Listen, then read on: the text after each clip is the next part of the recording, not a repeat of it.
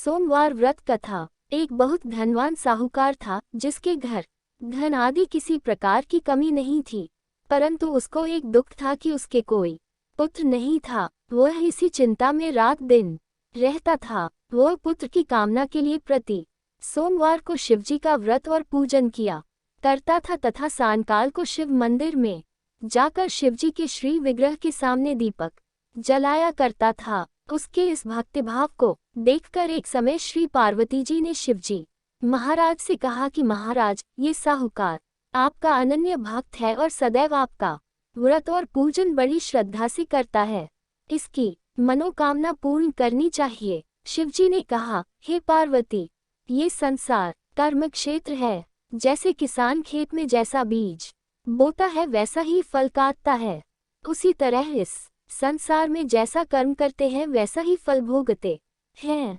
पार्वती जी ने अत्यंत आग्रह से कहा, महाराज, जब यह आपका अनन्य भक्त है और इसको अगर किसी प्रकार का डैक है तो उसको अवश्य दूर करना चाहिए, क्योंकि आप सदैव अपने भक्तों पर दयालु होते हैं और उनके दुखों को दूर करते हैं। यदि आप ऐसा नहीं करेंगे तो मनुष्य आपकी सेवा तथा व्रत क्यों करेंगे।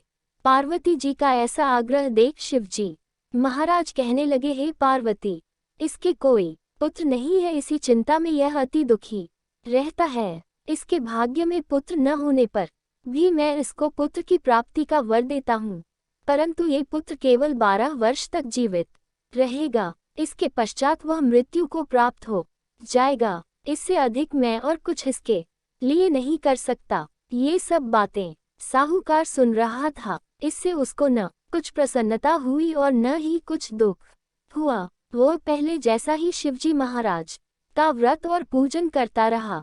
कुछ काल व्यतीत हो जाने पर साहूकार की स्त्री गर्भवती हुई और 10वें महीने उसके गर्भ से अति सुंदर पुत्र की प्राप्ति हुई। साहूकार के घर में बहुत खुशी मनाई गई, परंतु साहूकार ने उसकी केवल 12 वर्ष की आयु जान कोई अधिक प्रसन्नता प्रकट नहीं की और न ही किसी को भेद ही बताया।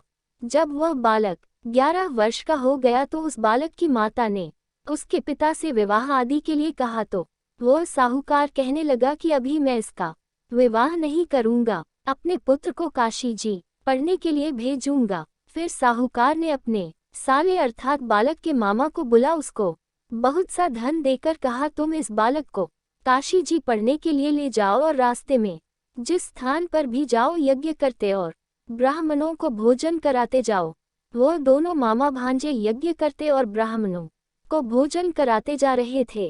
रास्ते में उनको एक शहर पड़ा। उस शहर में राजा की कन्या का विवाह था और दूसरे राजा का लड़का जो विवाह कराने के लिए बारात लेकर आया था, वो ही एक आंख से काना था।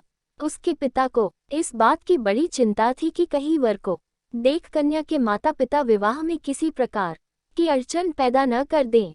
इस कारण जब उसने अति सुंदर सेठ के लड़के को देखा तो मन में विचार किया कि क्यों न दरवाजे के समय इस लड़के से वर का काम चलाया जाए। ऐसा विचार कर वर के पिता ने उस लड़के और मामा से बात की तो वे राजी हो गए। फिर उस लड़के को वर के कपड़े पहना तथा घोड़ी पर चढ़ा दरवाजे पर ले गए और सब कार्य प्रसन्नता से पूर्ण हो गया। फिर वर के पिता ने सोचा कि यदि विवाह कार्य भी इसी लड़के से करा लिया जाए तो क्या बुराई है।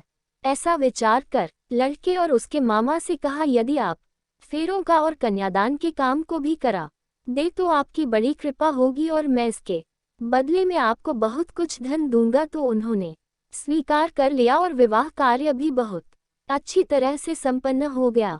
परंतु जिस समय लड़का जाने लगा तो उसने राजकुमारी की चुंदड़ी के पल्ले पर लिख दिया कि तेरा विवाह तो मेरे साथ हुआ है, परंतु जिस राजकुमार के साथ तुमको भेजेंगे वह एक आंख से काना है और मैं काशी जी पढ़ने जा रहा हूँ। लड़के के जाने के पश्चात उस राजकुमारी ने जब अपनी चुंदड़ी पर ऐसा लिखा हुआ पाया तो उसने राजकुमार के साथ जाने से मना कर दिया और कहा कि यह मेरा पति नहीं है, मेरा विवाह इसके साथ नहीं हुआ है, वो तो काशी जी पढ़ने गया है।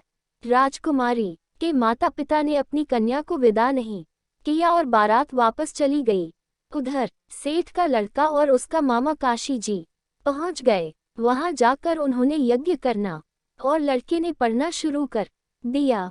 जब लड़के की आयु 12 साल की हो गई, उस दिन उन्होंने यज्ञ रचा रखा था कि लड़के ने अपने मामा से कहा, मामा जी आज मेरी तबीयत कुछ ठीक नहीं है। मामा ने कहा अंदर जाकर सो जाओ। लड़का अंदर जाकर सो गया और थोड़ी देर में उसके प्राण निकल गए। जब उसके मामा ने आकर देखा तो वह मुर्दा पड़ा है, तो उसको बड़ा दैख हुआ और उसने सोचा कि अगर मैं अभी रोना पीटना मचा दूंगा तो यज्ञ का कार्य अधूरा रह जाएगा। अतः उसने जल्दी से यज्ञ का कार्य समाप्त कर ब्राह्मणों के जाने के बाद रोना पीटना आरंभ कर दिया। संयोगवश उसी समय शिव पार्वती जी उधर से जा रहे थे। जब उन्होंने जोर जोर से रोने की आवाज सुनी तो पार्वती जी कहने लगी, महाराज कोई दुखिया रो रहा है, इसके कष्ट को दूर कीजिए। जब शिव पार्वती ने पास जाकर देखा तो वहां एक लड़का मुर्दा पड़ा था।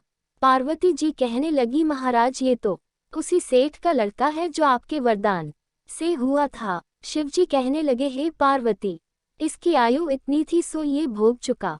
तब पार्वती जी ने कहा, हे महाराज इस बालक को और आयु दो, नहीं तो इसके माता पिता तड़प तड़प कर मर जाएंगे।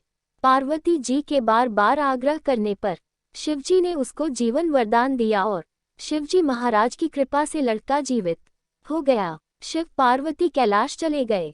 तब वह लड़का और मामा उसी प्रकार यज्ञ करते तथा ब्राह्मणों को भोजन कराते अपने घर की ओर चल पड़े। रास्ते में वे उसी शहर में आए जहां उसका विवाह हुआ था। वहां पर आकर उन्होंने यज्ञ आरंभ कर दिया तो उस लड़के के ससुर ने उसको पहचान लिया और अपने महल में ले जाकर उसकी बड़ी खातिर की, साथ ही बहुत दास दासियों सहित आदर पूर्वक लड़की और जमाई को विदा किया। जब वे अपने शहर के निकट आए तो मामा ने कहा, मैं पहले तुम्हारे घर जाकर खबर कर आता हूँ। जब उस लड़के का मामा घर पहुंचा तो लड़के के माता पिता घर की छत पर बैठे थे और यह प्रण कर रखा था कि यदि हमारा पुत्र सकुशल लौट आया तो हम राजी खुशी नीचे आ जाएंगे, नहीं तो छत से गिरकर अपने प्राण खो देंगे। इतने में उस लड़के के मामा ने आकर ये समाचार दिया कि आपका पुत्र आ गया है। तो उनको विश्वास नहीं आया। तब उसके मामा ने शपथ पूर्वक कहा कि आपका पुत्र अपनी स्त्री के साथ बहुत सारा धन लेकर आया है। तो सेठ ने आनंद के साथ उसका स्वागत किया और बड़ी प्रसन्नता के साथ रहने लगा। इसी प्रकार से जो कोई भी सोमवार के व्रत को धारण करता है अथवा इस सोमवार व्रत कथा को पढ़ता और सुनता है, उसकी समस्त मनोकामनाएं पूर्ण होती हैं।